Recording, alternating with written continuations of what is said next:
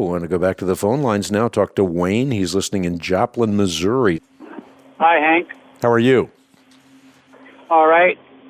I have a question concerning Noah and his sons.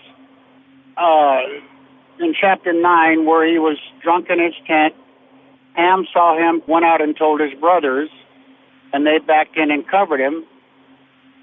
And when Noah awoke, he cursed Ham's son, Canaan. Why was that?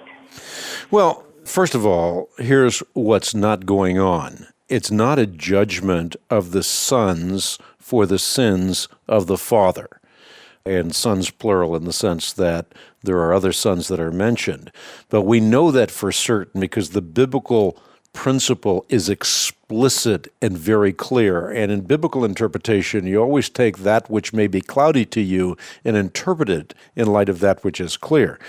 I think what's going on here is a prophetic anticipation of the judgments on Canaan that would later happen as a consequence of the sins of the Canaanites.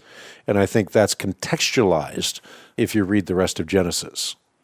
Okay, so it actually wasn't Ham's son, Canaan, but it was the Canaanites themselves that were cursed. No, it was Canaan. That's explicitly told to us in the biblical text.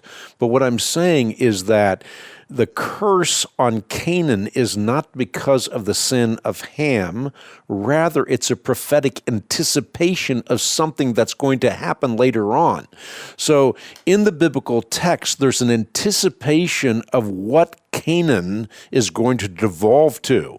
And if you look at the writings of the Bible with respect to the Canaanites, you find out there is utter debauchery such that if God does not cleanse the land, it would be the destruction of all of civilization. So I see this as a prophetic anticipation of something that's going to happen through the line of Canaan, as opposed to thinking that somehow the Bible is transferring the sin of Ham to Canaan, which the Bible explicitly says will never happen. If you look at passages like Ezekiel chapter 18, you have a whole passage in Scripture that makes clear that the sin of the son is the sin of the son, and the sin of the father is the sin of the father.